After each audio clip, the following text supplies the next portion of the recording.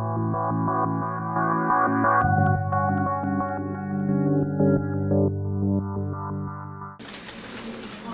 tarde. Então vamos lá.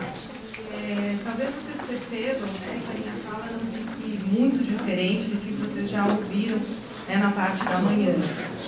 Eu acho que foi mais que uma grata surpresa saber que o trabalho que a Alessandra está realizando lá em São Paulo é um trabalho tão parecido com o que a gente vem realizando em Curitiba. A clínica existe há 27 anos. Acho que vou falar um pouquinho da história da clínica. Há 27 anos, alguns profissionais que trabalhavam dentro de um hospital psiquiátrico, né, tiveram uma ideia de trabalhar a dependência de álcool, na época alcoolismo, né, fora de uma estrutura de um hospital psiquiátrico, né, com mudanças no sistema de hotelaria, no ambiente, né, e isso veio evoluindo e absorvendo as demandas que foram surgindo, as outras dependências que foram surgindo. Então, hoje a gente trabalha com a dependência do álcool e das outras substâncias. Tá? Eu vou apresentar, a minha apresentação ela vai estar dividida em 3 aspectos. Eu vou falar um pouquinho da história da dependência, para tentar mostrar onde a gente está, como que a gente chegou aonde a gente está. E depois eu vou mostrar o programa seguindo os 13 passos do NAIDA, para poder estar comprovando com que a ciência, né, nos mostra que, apesar de ser uma experiência de comunidade terapêutica, a gente está seguindo os protocolos científicos. Tá?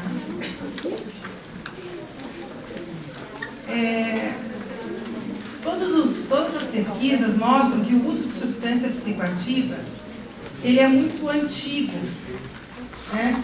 Remonta ao princípio da humanidade. E sempre foi observado, né, padrões alterados nesse consumo. Eu acho que o que a gente está fazendo aqui hoje, né, isso já vem sendo feito há muitos anos. Então, sempre se observou esse uso, observavam as alterações e se perguntava por quê, como, para quê. E esse é o processo de construção do conhecimento. No primeiro momento, o uso ele era visto sob uma ótica moralista, né? Interessante, quando eu apresento um pouquinho desses aspectos históricos lá na clínica, os pacientes dizem, antes não, continua sendo, o senso comum ainda tem. A gente vai vendo que vai tendo resquícios, né, dessa evolução. Nos dias de hoje vai acontecendo uma evolução, mas os resquícios vão ficando, né? Então, na Idade Média, a visão era muito associada ao pecado e o tratamento era por questões de punição. A pessoa ela tinha que ser punida por um comportamento tido como, né, pecaminoso, inadequado. As primeiras teorias, né, ainda seguiam essa questão da escolha pessoal. Então, a própria pessoa ela era responsável pelo uso, né, que ela fazia, e a questão ficava, acho que talvez, num nível intelectual. A partir do momento que você percebia que estava tendo problema com aquele comportamento, você deveria, então, tentar evitá-lo, né? Isso acabava não sendo eficiente, né? A gente está buscando, a gente falou várias vezes de manhã da questão da eficiência do tratamento. Então, acabava sendo recorrente os episódios, e o olhar ia se aproximando e tentando identificar mais elementos, e se chegou na questão assim, então a substância, que na época o grande problema era o álcool, ele deve ter algum potencial, alguma questão que ele cause problemas, porque a pessoa sabe que tem problemas e não para. Então criou-se esse modelo da temperância, que seria encontrar um equilíbrio de uso, né? Um uso com moderação. Dá para ver que isso é muito antigo, mas até hoje nas nossas propagandas a gente tem lá, né? Beba com moderação. Uma pessoa que tem um quadro de dependência de álcool, ela não vai ter condições de ter essa moderação. Mas isso a gente vê todos os dias aí na televisão. Então é antigo, mas é recente, né?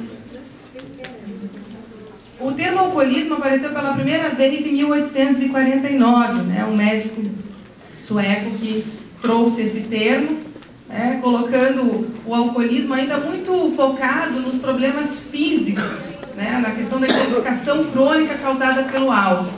Mas a gente vai vendo um olhar cada vez mais próximo do indivíduo. A gente está chegando mais perto da pessoa. Em 1893, então, entra para o Código Internacional de Doenças o alcoolismo. Em 1935, a fundação do AA, que também foi colaborando muito com as pesquisas e o processo de evolução. E em 1960, que eu acho que é um marco bem importante, quando Jelinek trouxe um livro, publicou um livro onde ele conseguiu perceber o alcoolismo como uma doença caracterizada pela perda do controle. Então a gente estava chegando perto do que a gente tem hoje. Uma substância que, quando usada, desencadeia comportamentos disfuncionais, um quadro de intoxicação com problemas crônicos e problemas físicos na saúde. Mas quando a gente vai falar em causas, a gente não vai ficar preocupado no uso com questão da intensidade. Eu acho que assim, o que é uma dependência? A gente está falando de tratar a dependência. Como que a gente vai fazer esse diagnóstico? E eu acho que o uso ele não é considerado só a partir da intensidade. Então, se eu tomo uma cerveja, se é cerveja, os pacientes sempre trazem assim, não, mas eu só bebo cerveja, eu não bebo vodka, eu não bebo pinga, ou eu só uso maconha, não uso cocaína, não uso crack. Então, eu acho que quando a gente está olhando para o tratamento, a gente está buscando minimizar, reduzir, sanar. Eu acho que a gente vai tentando melhorar a vida, o desenvolvimento desse indivíduo que está sofrendo por alguma questão. Então, a gente não vai ficar preocupado com qual que é a substância e qual é a intensidade, mas sim quais os problemas, as complicações que essa pessoa vem tendo na vida dela, que pode ser física, pode ser psicológica, pode ser social, e que vai variando e evoluindo dentro de um período de tempo. Então, o olhar sempre vai ser para a questão individual.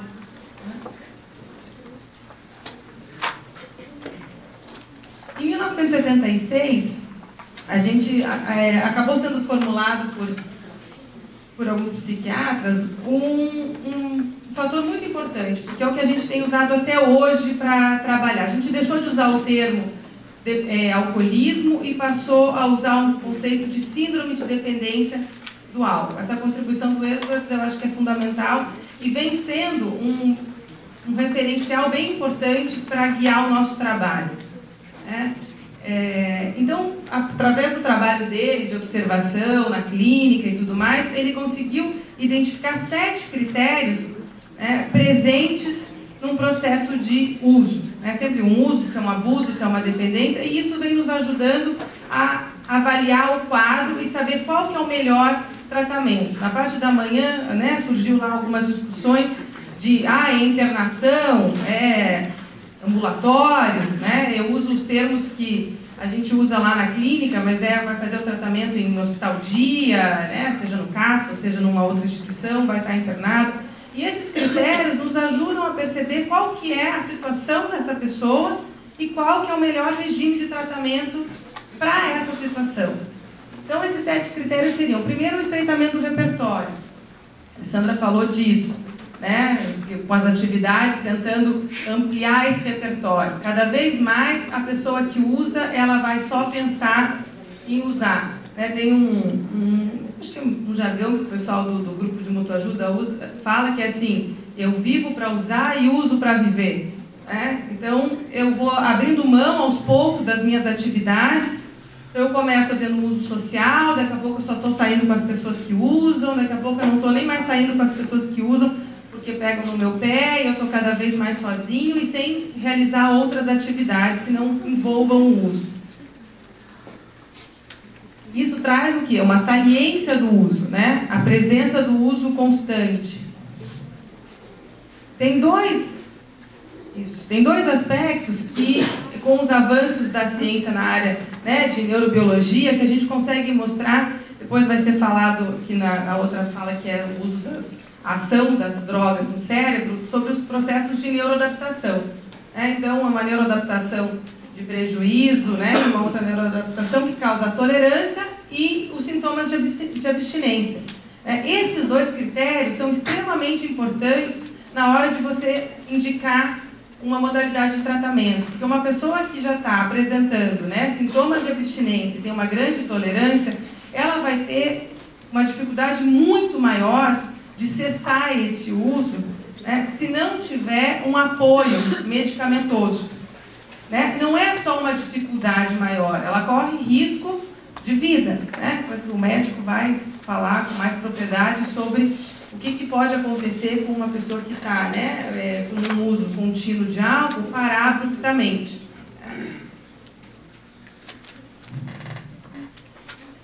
Alívio ou evitação, ou seja, na avaliação você vai estar conversando com a pessoa e ela vai estar dizendo, eu acho que a Karina também falou com relação ao tabagismo, né, que ela fuma, né, para aliviar lá a ansiedade. Eu fiquei ansioso, fui lá e fumei. Então eu estou aliviando o meu sintoma que é causado pela minha síndrome de abstinência, usando novamente. Então isso vai mostrando que o ciclo, né, de uso vai começar a ficar ininterrupto. A percepção subjetiva da compulsão, né, então uma perturbação do estado de controle pela necessidade do uso e a tolerância, onde eu vou acabar ficando muito mais impulsivo, né, e perdendo a minha crítica com relação ao meu uso. Então é muito interessante, né, na nossa experiência, que o paciente, quando ele vem, né, para o tratamento, ou trazido pela família, ou até buscando ele próprio tratamento, a falta de noção que ele está tendo do controle, né, do controle dele.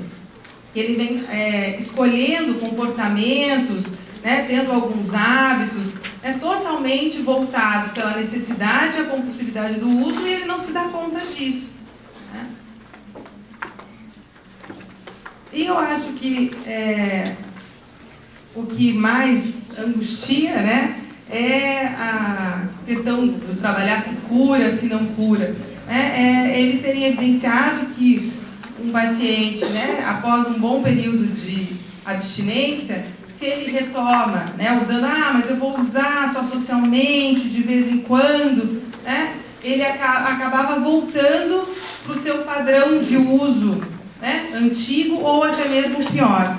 Então, como uma impossibilidade de voltar a ter um uso social do álcool, né, ou mesmo do cigarro, né. A Karina também falou sobre a questão do lapso, né? Vou fumar, fumei só um cigarrinho. Se eu penso, putz, perdi tudo, daqui a pouco eu estou lá comprando o meu maço de cigarro de novo, posso começar comprando isso, vou comprar um solto, 2, e depois acabo fumando o meu padrão mesmo. Então, esses são os critérios, né, que vêm norteando a possibilidade da gente fazer um bom diagnóstico para uma indicação de um tratamento mais adequado. Né? Se vai para uma internação, se vai para uma clínica dia ou se vai para um atendimento ambulatorial. Que seriam consultas de psicoterapia, psiquiatria. Eu vou falar um pouquinho, né, do programa da clínica dentro desses princípios de tratamento efetivo que foram postulados pelo NAR. E dentro de cada um deles, talvez eu vá trazendo os exemplos da minha experiência para estar enriquecendo. Mas antes de eu entrar, eu acho que vale a pena dizer que a clínica ela funciona com um programa que a gente chama de ambientoterapia, desde o início, muito parecido com o que foi apresentado pela manhã. Então, é oferecido para os pacientes, né, um roteiro de atividades, né, que está já organizado, onde diariamente eles têm uma agenda com atividades que vão desde o período da manhã, né, até a última atividade do dia, que é às 21 horas. Onde depois eles vão ter um período de descanso para a televisão e depois dormir e começar o dia, tentando ajudar o paciente a se reorganizar nas atividades, na rotina. E essas atividades desenvolvidas por uma equipe diversificada, então desde psicoterapia, as psicoterapias cognitivo-comportamentais, então a técnica de prevenção de recaída, desenvolvimento de habilidades sociais, terapia ocupacional, seminários com profissionais de nutrição, educação física. Então são as atividades muito parecidas e é esse programa, né, organizado, junto com combinados, de como as coisas vão funcionar, é que vai reorganizando o funcionamento mental. Porque uma das coisas bem fáceis de se perceber no uso, né, num quadro de dependência, é a bagunça que acontece na vida da pessoa. O quanto que ela vai ficando, ela vai abrindo mão, né, primeiramente de algumas atividades, daqui a pouco ele não quer, né, o compromisso com a família, a higiene pessoal, os interesses, e tudo fica voltado, né? Eu costumo dizer lá para os pacientes que eles ficam funcionando como um bichinho irracional, né? Só comem quando estão morrendo de fome, então passam dias sem comer, uma alimentação muito pobre, né? Não é uma alimentação diversificada. Então, todo o programa é para tentar ampliar de novo esse repertório, organizar de novo, né, essa vida, desintoxicar e, claro, recolocar o paciente, né, na vida dele, né, fora da instituição. Às vezes, quando eles não estão passando por um bom momento, eles dizem: ah, vocês querem manter a gente aqui na clínica e tal. Eu falei: não, bom paciente é um paciente que está podendo voltar e que está retomando a vida dele. Esse é um paciente legal, que é um paciente que vai lá, vai falar que fez um tratamento, que funcionou, né, e vai até encaminhar outros pacientes para a gente.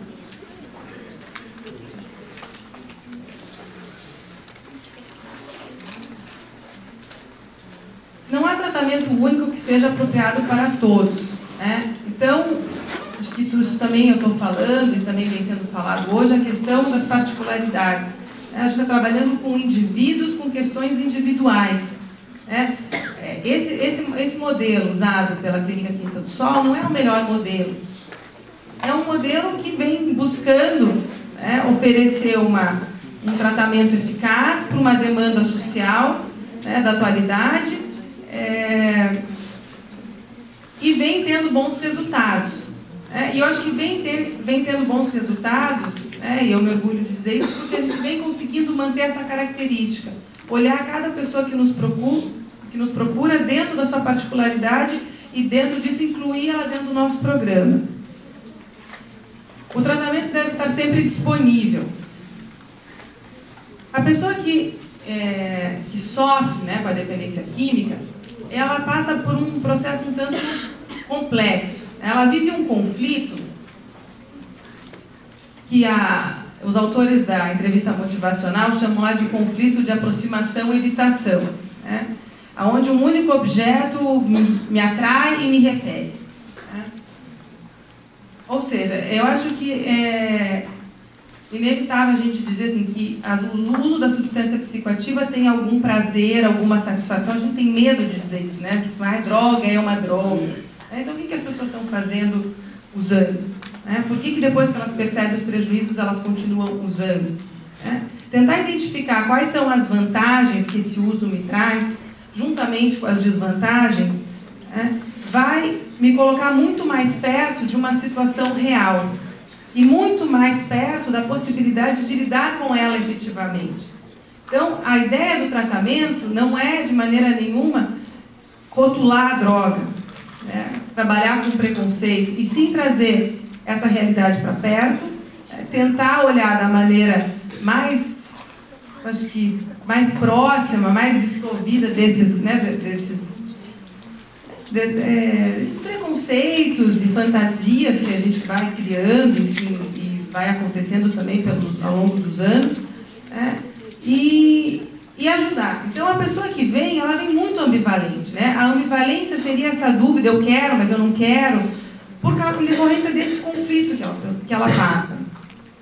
É muito comum uma pessoa ligar para a clínica e dizer assim: eu queria marcar um atendimento, assim, a gente fala: putz, hoje a gente está sem horário, você pode vir amanhã? Ela marca amanhã. Não vem amanhã. Amanhã ele já ficou fissurado, já foi usar de novo, e daí às vezes a família fala e fala: putz, agora ele saiu de casa, quando ele voltar, quem sabe eu não consiga levar ele. Porque na hora que ele estava aqui querendo... Então, é um trabalho onde, claro que a gente tem que manter uma organização dentro da clínica, não dá para toda hora estar disponível, mas o máximo, assim, venha. Você está afim de vir? Venha já. Então, ter uma equipe, né, disponível na clínica, 24 horas, 7 dias por semana, favorece muito, porque a gente pega o gato no pulo, né? Vem pra cá que eu tô aqui, vamos ver o que está acontecendo. Esse pique, quem está aqui, né, que tem muita gente que já trabalha, pelo que eu percebi de manhã, mas tem muito estudante, pensa em trabalhar nessa área, né? Eu acho que tem que gostar, a Alessandra falou disso, tem que gostar muito. É difícil, mas é muito bacana, é muito legal. Vocês vão perceber isso hoje. Todo mundo que passou por aqui, pelo menos mostrou empolgação no que faz. Mas tem que ter esse pique, né? Porque senão, não vai. Um bom tratamento efetivo, de novo, como a gente está falando, deve contemplar as várias necessidades da pessoa, não somente o uso de drogas.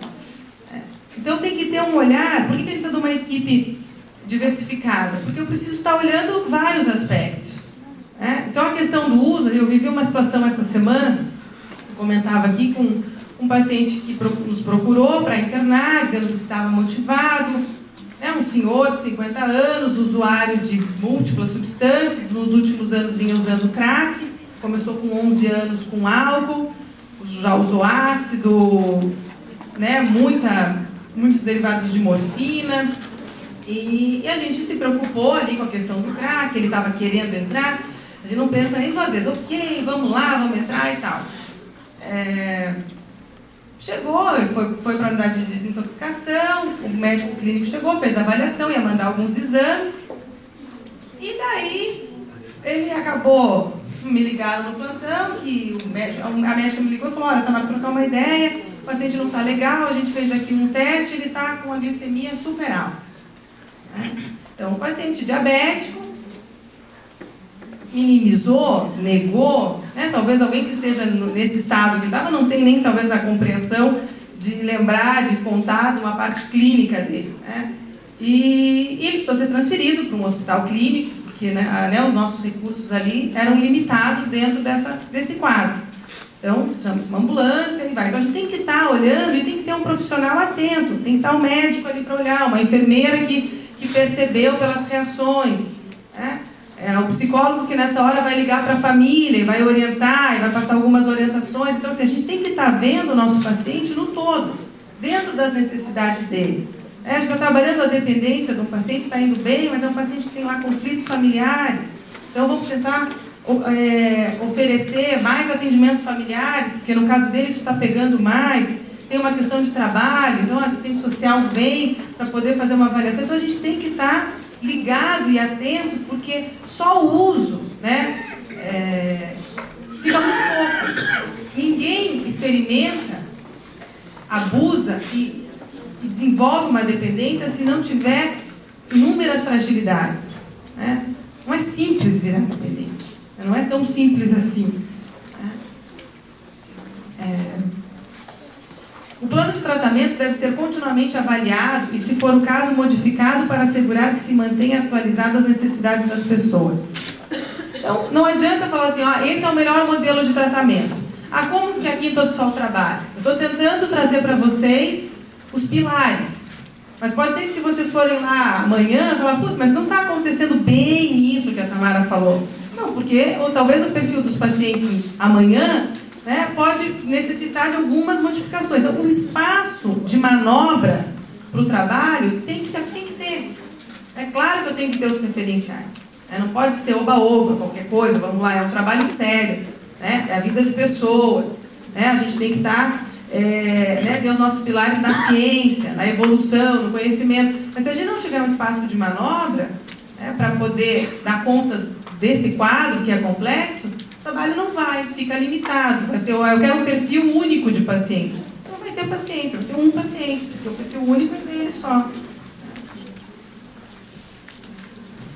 Como nós temos a possibilidade de oferecer várias modalidades de tratamento, eu também passei por uma situação há pouco tempo, um paciente que estava internado, um usuário de maconha de 20 anos de uso de maconha e uns 5 anos de uso de cocaína aspirada. E estava lá em internamento, estava fechando 40 dias de tratamento. Como nós trabalhamos apenas com pacientes particulares e alguns, e conseguimos hoje ampliar muito, graças a um trabalho bacana em Curitiba junto às empresas, a gente tem vários convênios com empresas, não só ali de Curitiba, mas através, enfim, de quem tem sede em Curitiba, ampliar para empresas maiores. a gente não tem um tempo determinado de tratamento. O tempo também vai sendo visto de acordo com a evolução de cada um. Mas esse paciente estava há 40 dias, ele já achava que estava legal. Eu estava bem preocupada nesse momento com a dependência da maconha, porque o uso diário, há 20 anos de maconha, não é algo simples. Mas a família dele, para favorecer o tratamento, que morava em outra cidade, havia se mudado para Curitiba, e vinha a esposa e os filhos pequenos, e num atendimento de família, a esposa falou, olha, eu vou precisar trabalhar, e os meus filhos, um vai para a escola de manhã, o outro vai para a escola à tarde, como que eu vou fazer? Então, nessa hora, a minha avaliação e a avaliação do psiquiatra era de que ele deveria continuar mais um tempo na clínica. Mas a família trazia uma demanda interessante, uma oportunidade dele também reassumir o papel de marido, de pai. Então, se pensa o tratamento de acordo com essas situações. Então, vamos lá rever, ele pode mudar o esquema, ele pode estar fazendo, então, um hospital dia, ele pode estar fazendo, a gente tem uma opção de turno, que é ficar uma parte do dia para poder dar conta. E eu, com muito medo, acabei, junto com a equipe, decidindo então por essa mudança maior, assim, e essas 2 semanas depois dessa mudança, a evolução do paciente foi maravilhosa, assim, porque realmente a gente podia dar tudo errado, mas podia dar certo. E ele tem se sentido muito feliz, e a autoestima muito baixa em função de tantos anos usando, distante, críticas. Os pacientes sofrem muito também com preconceito, com o próprio preconceito deles e com o preconceito social. Ele tem se sentido útil, de chegar, deixar o filho na escola e daí ir para a clínica, para passar a manhã na clínica para fazer o tratamento, daí sai na hora do almoço para buscar e conta. Então, como enriqueceu o tratamento dele, essa possibilidade de olhar o caso dele. Claro que com isso a gente também vai desenvolvendo uma gordurinha para queimar em termos de preocupação, porque como a gente não tem a fórmula certa, toda vez que a gente está dando um passo, a gente está pensando, putz, será que eu estou dando um passo, um passo certo? A experiência, e o que tem aí de publicações e tudo mais vai nos dando parâmetros para a gente não trabalhar na louca, mas sempre um risco tem. Essa é uma parte, acho que também foi bem falada, mas a importância dos medicamentos, É muito interessante, o paciente dependente químico tem preconceito com medicamentos, às vezes não gosta de tomar remédio, a família, será que ele não vai ficar viciado no remédio, vai ficar dependente do remédio? Os estudos têm cada vez mais, graças a Deus, trazendo uma margem de segurança muito grande com relação aos medicamentos. E eu acho que se não fossem os medicamentos, a Quinta do Sol não existiria ou não teria continuado o trabalho dela, porque foi o que possibilitou sairmos de um hospital fechado, tradicional, para uma clínica com condições mais maleáveis, mesmo tendo os profissionais lá dentro, a gente não tem risco de... Eu, em 11 anos de trabalho lá, eu tive 2 experiências de pacientes que o medicamento não deu conta e o paciente acabou entrando, tendo início de delírio e precisou ser encaminhado para um hospital clínico. 2 casos em 11 anos, assim, As pessoas mais antigas lá contam da experiência de ser recorrente, semanalmente, diariamente, muitos casos, E são casos muito graves. E várias histórias de pacientes que foram a óbito, em quadros assim. Nós não temos em 27 anos nenhuma história, assim, e em 11 anos 2 casos que realmente o caso era muito severo e a medicação que é possível ser ministrada no nosso ambiente não deu conta e precisou ir para um hospital clínico.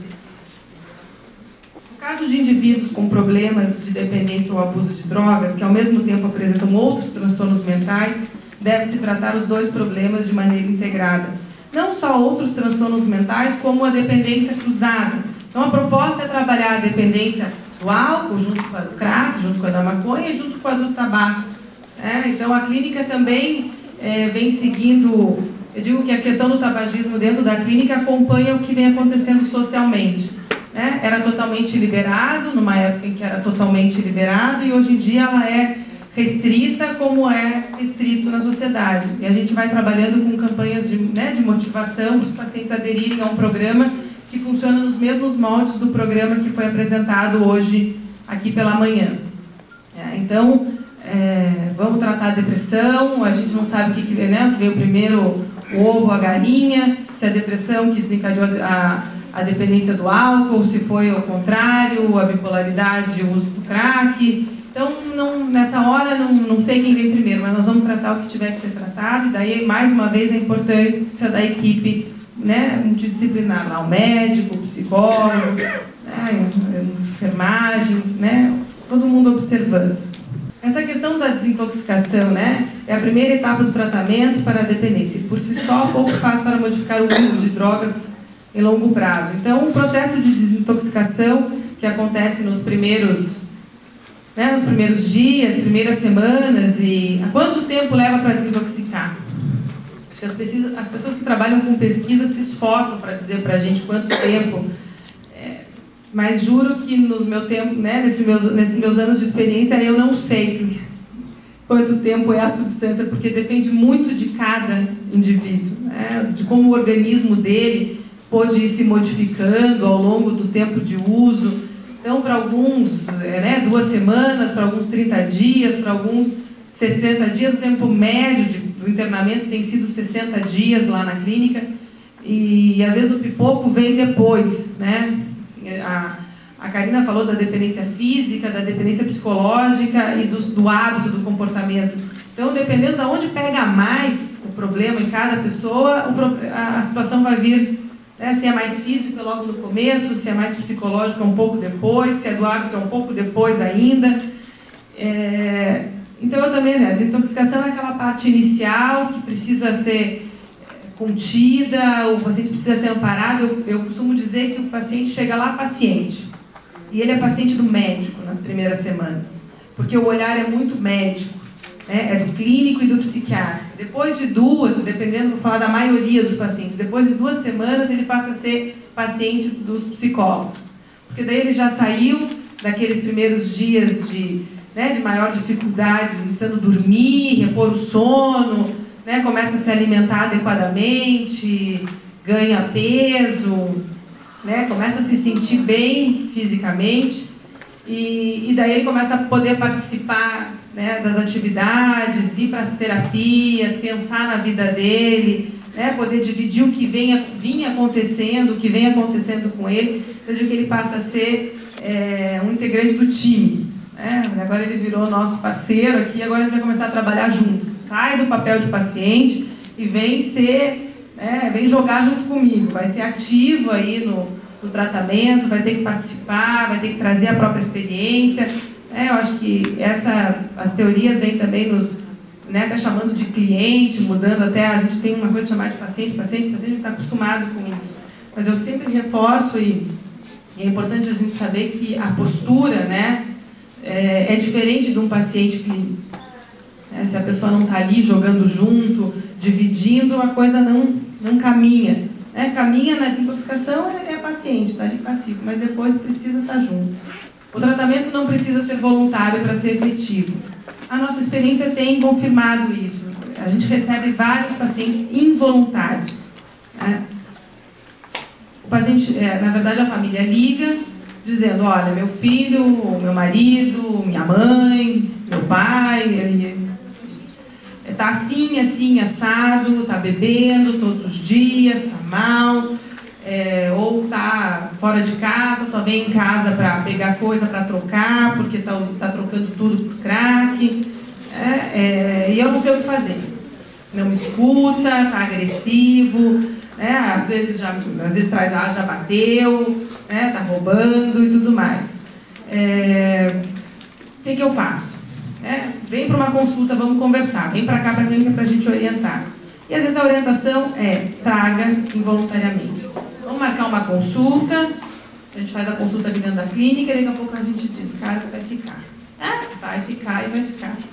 Tem gente que nessa hora já fala, então tá bom, entra e pronto. Tem gente que não, e a gente precisa trabalhar com as técnicas que temos aí disponíveis para a pessoa ficar. E quando passa o período da desintoxicação, eu vou fazer isso de maneira ética, para poder dizer assim, como pesquisa, em contato com a Alessandra, que está mexendo as formiguinhas, né, inquietando para a gente publicar as coisas, mas eu tentei observar mais de 90% depois da desintoxicação fica. Assume ele, porque eles têm que assinar. Quando é involuntário, a gente tem um médico que faz essa avaliação, tem uma documentação que vai para o Ministério Público, e depois, quando fica voluntário, a pessoa vai lá e a gente manda uma documentação dizendo que não está mais involuntária. E a família assina e passa a ser voluntário. E daí ele vai poder entrar numa outra etapa do tratamento, que é quando já começa a ter programas de licença, saídas da clínica, até para atividade física fora da clínica, atividade recreativa, né? E é mais de 90% dos pacientes. Às vezes a pessoa não quer porque ela está morrendo de medo, porque fissura, eles dizem que é uma coisa absurda, né? A fissura das drogas estimulantes é sentida de uma maneira, né, enlouquecida. Um paciente dizia para mim na semana passada: eu vou enlouquecer, né? Eu estou entrando em surto. Né? Se você consegue se dar conta da angústia que ele está sentindo, você consegue entender por que talvez ele não diga eu quero parar. E a gente vai apoiar. Né? É difícil, os medicamentos minimizam, ele fica protegido, né? Cessa o contato com os vínculos de uso, e depois de 1 a 2 semanas ele topa, ele fica. E é outra história, gente. É outra história. É só vendo para crer. Né? O uso de droga durante o tratamento deve ser supervisionado constantemente. A gente trabalha com exames toxicológicos. Eu vou apurar um pouquinho por causa do tempo, tá, gente? Os programas devem incluir exames, né, de HIV e outras enfermidades infecciosas e orientação para substituir os comportamentos de risco. A gente tem que conversar de outros assuntos. Vocês vão conversar com a Alessandra depois também sobre a questão de sexualidade.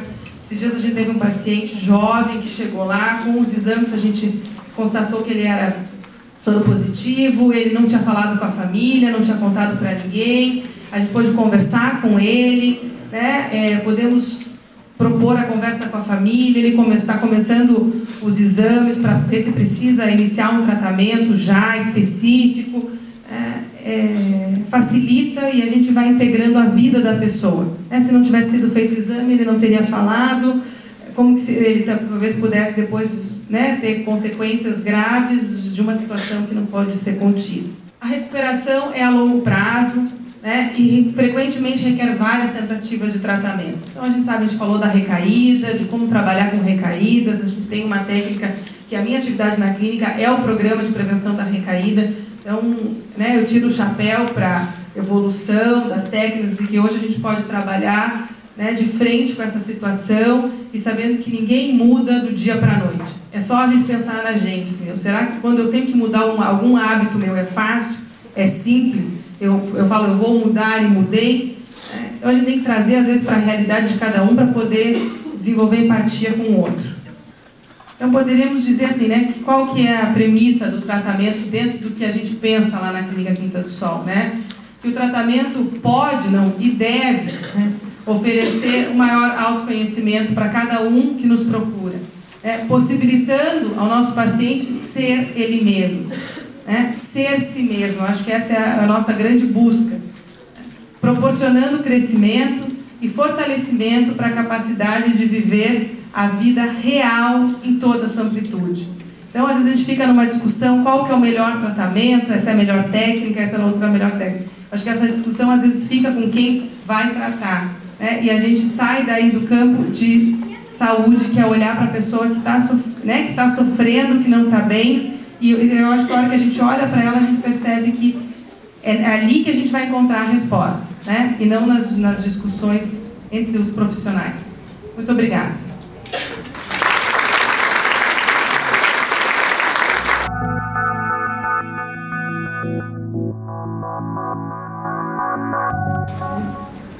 Boa tarde.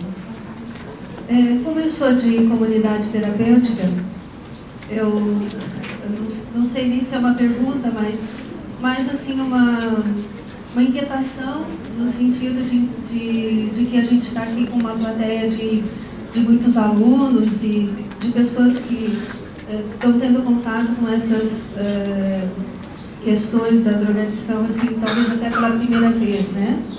Então, na sua abordagem, ali no folder, tá como uma experiência de comunidade terapêutica. E na minha visão, na minha percepção, eu percebi assim, muitas características de clínica, né? Posso até lembrar que o tratamento individualizado do tratamento, né? A equipe interdisciplinar completa, 24 horas, um programa de tempo adequado a cada paciente, né? Aí eu questiono assim, gostaria de ouvir a tua opinião, assim, quais os critérios do trabalho de vocês que determina ser comunidade terapêutica? Ou isso foi ou ficou assim, para mim ficou uma dúvida, né? Porque eu identifiquei o trabalho apresentado como sendo clínica, muito diferente do nosso, em aspectos, vamos chamar de estruturais, de comunidade terapêutica. Então, acho que colocando como comunidade, não é comunidade. Não sei se você está me entendendo. Estou defendendo o ponto de vista de comunidade terapêutica. Eu acho que você está super correta. Realmente, talvez, seguindo alguns referenciais teóricos, a Quinta do Sol não entraria numa comunidade terapêutica, né?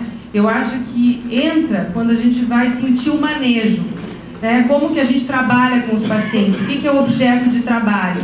Então, todas as atividades, tudo que é conversado vem da experiência, né, do grupo, das vivências do grupo, das funções que cada um deles exerce lá. Então, realmente, talvez fique numa coisa no meio do caminho e até para a gente pensar quando vai apresentar o que vai falar. Eu também fico nessa dúvida, né? Mas a parte que eu tenho como uma experiência de comunidade terapêutica é o manejo, é a vivência. O que enriquece as atividades, a conversa, né, e a organização é a maneira como eles se relacionam, e é esse o nosso objeto de trabalho, né? A gente não fica conversando do que acontecia lá e nem do que vai acontecer cá. A gente vai falar do que está acontecendo aqui hoje. Ah, você está implicando, né, no quarto, essa coisa está acontecendo aqui, como estão acontecendo as lideranças, quem vai assumir, os colegas que vão ajudar, são eles. Quando a gente falou do involuntário, quem que vai receber o paciente que não quer entrar são os pacientes. Não vem a enfermeira, não vem ninguém. A enfermeira está ali para trabalhar as questões clínicas, o médico a questão clínica, coisas que a gente pôde ir avançando. Eu acho que é um privilégio em função das características da clínica, como foi uma clínica que é particular, que pode ter recursos para oferecer. A gente também não tinha médico no início do tempo integral, a gente conseguiu isso com o tempo e talvez se mantendo, né, da maneira como a gente foi conseguindo se manter ao longo desses 27 anos. Mas o manejo, né, o que é olhado, a vivência, talvez daí eu trouxe como uma experiência de comunidade terapêutica. E hoje vocês seguem as diretrizes do Ministério da Saúde para aplicação do programa? Não de estabelecimento de saúde? Não é cobrado assim? Não, na verdade, a gente não segue nenhum critério, vamos por assim, a gente não responde, né, diretamente para nenhum serviço. Se a gente tem, né, as avaliações lá do alvará, da vigilância e tudo mais, que vai lá verificar e consolida nosso trabalho como uma clínica, né? E com o que a gente oferece, a gente está como uma clínica particular. Ok, obrigada. Alguém tem mais alguma pergunta para ser feita? Boa tarde. Assim, quando um paciente ele recai, por exemplo, ele fez esse tratamento médio de 60 dias e por algum motivo ele precisou voltar, como é que vocês lidam com ele? Porque ele já, tecnicamente, ele já teve toda uma conscientização, né? E assim, se você tem algum estatisticamente, de quantos pacientes que vocês atendem que conseguem, depois do tratamento, se reinserir na sociedade e levar uma vida normal e não recair, dos que recaem recorrentemente? Sim. Um paciente que recai, né? Na verdade, a gente tem duas linhas, assim, né? Porque pode ser um paciente que esteve internado e continua em tratamento com a gente ou com algum profissional da clínica, porque a clínica ela tem desde o atendimento do internamento até a clínica dia, a clínica turno e as consultas, né, de psicoterapia e psiquiatria no ambulatório. Então, se um paciente que ele está em acompanhamento e acaba tendo uma recaída, né, um lapso, vamos dizer assim, a gente sabe como trazer, a gente vai até, já sabe normalmente, é duro quando a gente está vivendo, a gente que trabalha nessa área, sabe, putz, o paciente ele não está legal. Ele está fazendo tudo que é comportamental, mas está faltando condição interna, né? Está faltando, ele é muito frágil emocionalmente, a estrutura emocional dele está muito frágil e ele não está suportando a vida real. Né? E a gente fica às vezes sentindo que esse paciente que ele está vulnerável porque ele tem uma fragilidade emocional muito grande. E às vezes acaba acontecendo, parece que a gente fica observando e vai dando, né, vai dando todo o suporte até onde a gente consegue chegar e às vezes acontece. Aí, avaliado se esse lapso, né, é necessário um reinternamento, né, é necessário um trabalho com a família, né, é necessário um aumento das sessões da psicoterapia. Então a gente já tem um panorama e a gente consegue agir muito mais pontualmente, porque é um paciente que a gente está acompanhando ou algum profissional está acompanhando, algum profissional ligado à nossa equipe. Quando é um paciente que sai de alta, né, e a nossa orientação nunca é um abandono total do tratamento, é uma mudança do tratamento. A gente tem um grupo de voluntários na clínica que é supervisionado, lá na clínica eles têm uma reunião de supervisão, que é uma das manutenções que a gente orienta para os pacientes para eles terem contato, né, estarem lá trabalhando como voluntários na clínica para estar mantendo contato, junto com psicoterapia, grupo de mútua ajuda. Então, quando é um paciente que interrompe, que não segue as orientações pós-internamento, quando ele volta, né, recaído, a gente vai reavaliar tudo, escutar a história dele, ouvir o que aconteceu, aonde que ele acha, né, que faltou, aonde foi essa falha, e a gente vai tentar trabalhar ali, né, naquilo que... E às vezes, como a gente já teve um contato com ele, uma experiência com ele, a gente já sabe, ó, né, a gente já consegue até sinalizar, ó, você acabou minimizando essa questão, você não deu tanta importância para essa situação, você não trabalhou isso, né? Vamos ver como que a gente vai conseguindo compor de novo a parceria, né, e fortalecer o time. Ok? Era isso?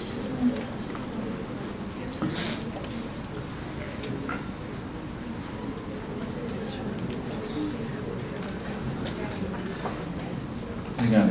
Meu nome é Arsanjo, sou de Jaraguá do Sul e vocês trabalham só com acima de 18 anos ou com menores também?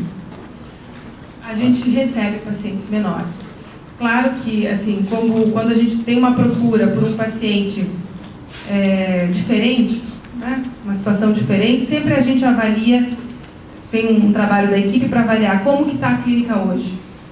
Quais são os pacientes que estão internados hoje? Que perfil que a gente está hoje na clínica para saber se o ambiente vai estar propício para receber um menor, se a gente vai ter a equipe disponível para as demandas diferenciadas desse paciente. Mas sim, a gente vem trabalhando com menores, sempre pensando a cada caso, porque a gente sabe que é diferente, a questão é diferenciada, então precisa de um suporte diferenciado também. Mas quando a gente sente que a gente está preparado em termos, né, do ambiente, do clima que vai ser favorável, né, podendo oferecer a instalação às vezes mais adequada, né, então vamos receber esse e não vamos receber aqui para a gente poder proporcionar esse e manter esse clima. Então a gente vem trabalhando assim com os menores. Ok. Bem, pelo teu folder aqui, então a Quinta do Sol é clínica, não é comunidade terapêutica? Clínica. É clínica. Tá.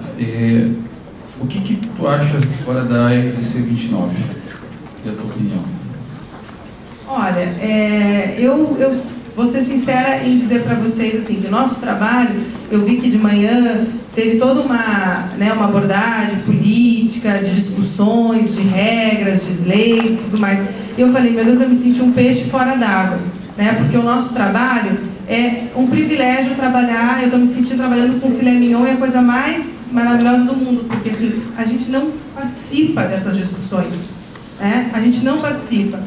Hoje eu estou aqui por um convite, né, do médico que vai falar depois, que foi plantonista na clínica há alguns anos e sabe que a gente faz um trabalho, né, bacana, que tem caminhado bem, né, e tem funcionado, né, tem funcionado. Mas eu não consigo responder essas coisas porque a gente participa, a gente não entra nesses debates. né? E até eu falei para ela, eu acho que eu estou muito fora, né? Já faz, quando eu fiz a minha formação e fiz a minha especialização lá na Unifesp, já faz alguns anos, eu frequentei alguns congressos depois e estava até falando para a Alessandra, me distanciei porque achava que estava muito diferente da nossa realidade do que a gente estava trabalhando lá. E me satisfiz. E hoje eu me senti assim, falei, nossa, eu estou meio burra com tudo isso, porque eu não estou sabendo dessas coisas, e eu preciso ir atrás.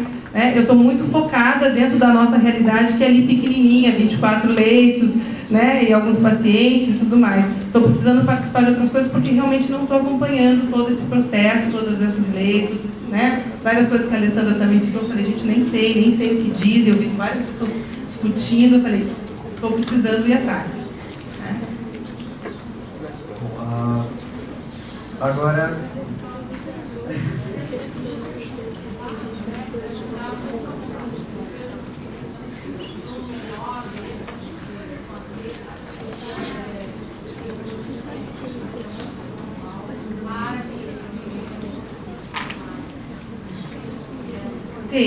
tem sido assim.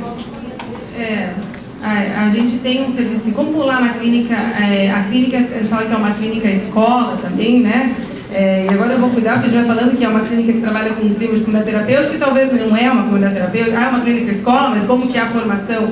Mas a gente tem estágios, espaço aberto para estágio, recebemos pessoas, né, para estar fazendo formação lá, e muitos desses profissionais fazem também a formação em AD, né? E depois a gente pode né, o acompanhamento terapêutico. Então são profissionais, né, que vão estar, eu comentei contigo, né, que vão estar acompanhando, né, o paciente para que ele possa estar seguro, né, saindo para fazer algumas atividades, né, para ter, às vezes, ir para a escola, fora da clínica, então vai passear, para que uma pessoa, né, tão nova não se contamine totalmente com o clima do tratamento, do internamento, né, e perca ou vá já se sentindo lá, né, eu tenho um problema, então é acompanhado de um profissional, né, para ir para a escola, assistir a aula junto, volta, vai fazer uma atividade recreativa, e não só, a gente não tem a ter só para os adolescentes, né, às vezes para pessoas também que estão com o repertório tão estreitado, né, e a família não tem mais quando, se ele sai da clínica ele recai,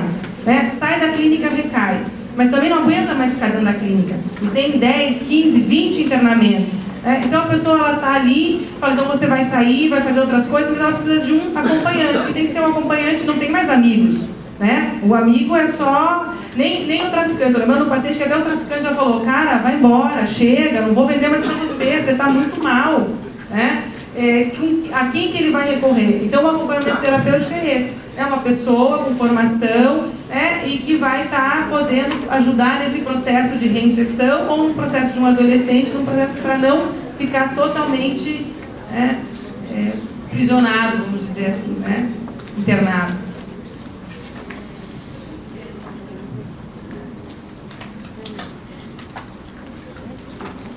Alô? A minha dúvida é a seguinte, eu não entendi muito bem, eu acho que você até falou sobre isso, um tópico. Vocês aceitam na clínica de vocês o paciente que apresenta um transtorno mental associado? Sim? Sim. E não sei se seria muito perguntar mais ou menos a média de preço do tratamento na clínica? Quem que me perguntou isso? Eu estava comentando com alguém, eu acho que com a coordenadora do curso que me perguntou, uns R$3.000 por mês. Uns R$3.000 por mês. Acho que é isso. Não, minto, não é R$3.000 por mês, é R$10.000 por mês. R$10.000 por mês. Não, é R$10.000 por mês. É que eu estava lembrando do pagamento, né? Eu estava lembrando do pagamento, como que é feito, e era coisa dos 10 dias, enfim. São R$10.000 por mês.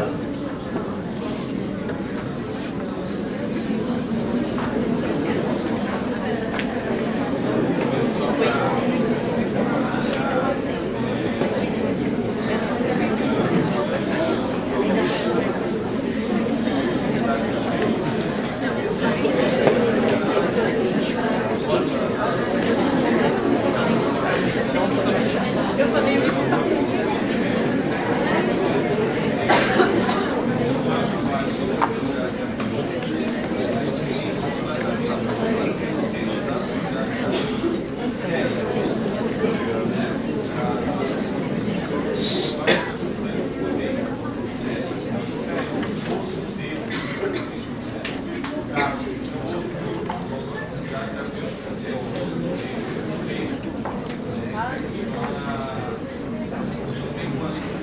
Sim.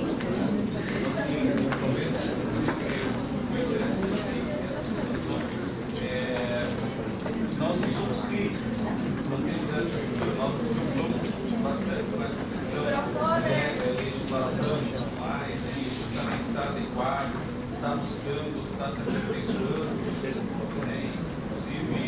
as terapêuticas estão organizadas dentro do Estado, hoje é um fórum estadual das comunidades terapêuticas, realmente excelente.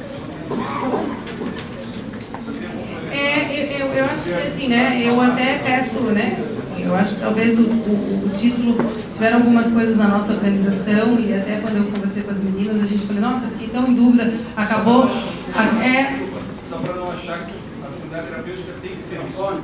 Não, mas eu acho que uma coisa que eu deixei claro, né, de que esse é um trabalho particular de uma experiência da Clínica Quinta do Sol, né, e que está aberto para outras possibilidades, né, para outras. Talvez o título seja até de valorizar tanto, né, a comunidade terapêutica e eu também conhecer a fundo, né, o trabalho de uma comunidade terapêutica, mas de valorizar e saber que se eu acabei colocando o nome por causa da experiência e como a gente usa, é de uma valorização, né?